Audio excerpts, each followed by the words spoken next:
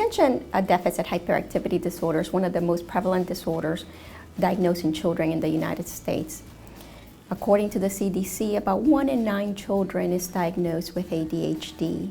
The prevalence rate in the United States is about 11% of the population, and it is being diagnosed as increasing rates in the US, and also we're seeing higher rates in the state of Louisiana. As a neurodevelopmental disorder, the symptoms of ADHD impair functioning in multiple settings, including home, school, and also in social interactions. And as the name implies, the primary symptoms of ADHD are deficits in attention, as well as problems with hyperactivity and impulsivity. Among the primary concerns among parents and teachers are that the child has difficulties concentrating, as well as completing schoolwork, and also being unable to sit still for extended periods of time. However, there may be additional impairments such as problems with executive functioning, which include problems with motivation, with activation, with effort, with alertness, and we may see also problems with getting organized or prioritizing tasks, with processing speed, with working memory, as well as modulating emotions. In children with untreated symptoms of ADHD may present with problems of disruptive behaviors in the classroom, with poor academic performance or underperformance, inability to complete tasks or to complete tasks within allotted time, as well as problems with poor frustration tolerance.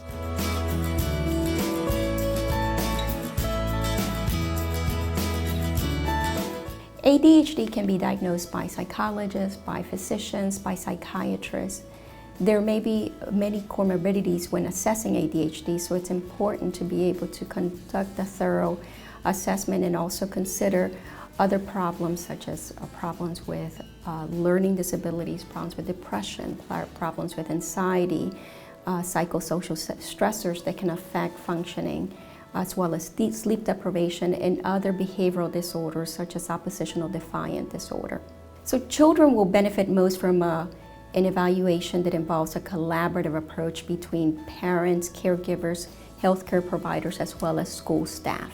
It is important to conduct a comprehensive evaluation that involves a diagnostic interview that addresses the medical, developmental, psychosocial, as well as the educational problems that a child may be having. There may be other factors that lead to problems with poor focus or restlessness or hyperactivity. For example, if this child is undergoing psychosocial stressors or changes or adjustments in their life, such as problems with being bullied or being in a new school or significant family problems, we may see problems with attention and behavioral problems emerge.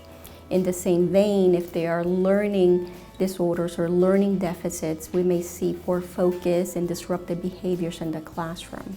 In the assessment process, we use standardized rating scales that can supplement the parent and the teacher reports with more objective data in order to ensure diagnostic accuracy. School staff can also aid in the diagnostic process by providing important behavioral observations in the classrooms, but also providing other school-based services such as educational testing to be able to rule out any learning disorder or any academic deficits.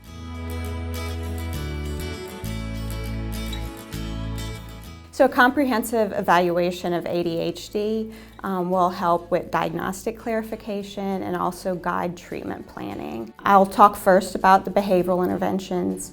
There can be behavioral interventions at home and at school to assist children with ADHD. There can be trained specialists at the schools who can do functional behavioral assessments or FBAs that can help design a good individualized behavior intervention for the child in the classroom.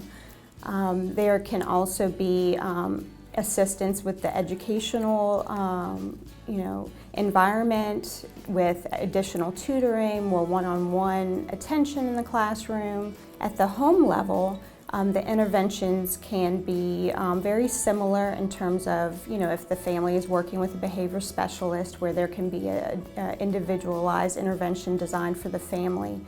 But some of the main discipline strategies that are useful for children with ADHD are more positive parenting techniques. Punishment doesn't seem to be as effective for these kids, so they do a lot better with a more positive reinforcement system. Another behavioral intervention is to focus on sleep.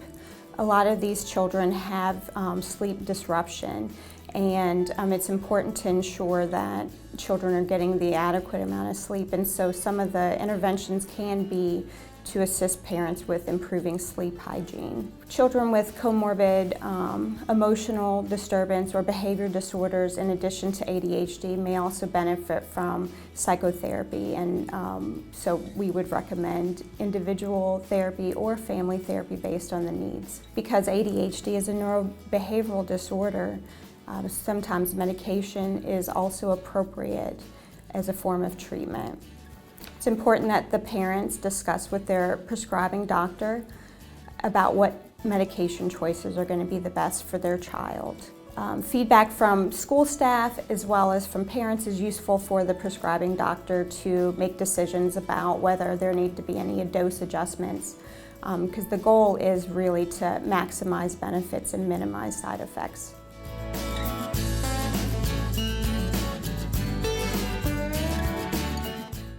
At Children's Hospital, we have a medical psychology clinic with a team of medical psychologists who are trained to diagnose ADHD as well as other emotional disturbances and behavior disorders such as anxiety, depression, oppositional defiant disorder. The medical psychologists do collaborate with pediatricians and other physicians in the New Orleans area and outside of the New Orleans area as well, into more extended parts of the state as needed. So at the medical psychology clinic, when we receive referrals from physicians, we do start first with an evaluation so we can get a good diagnosis and understanding of what exactly is going on, and we want to make sure we're not missing something else that would be important to consider for treatment.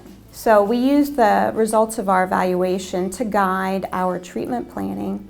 And we often, use a combination of behavioral interventions along with medication management.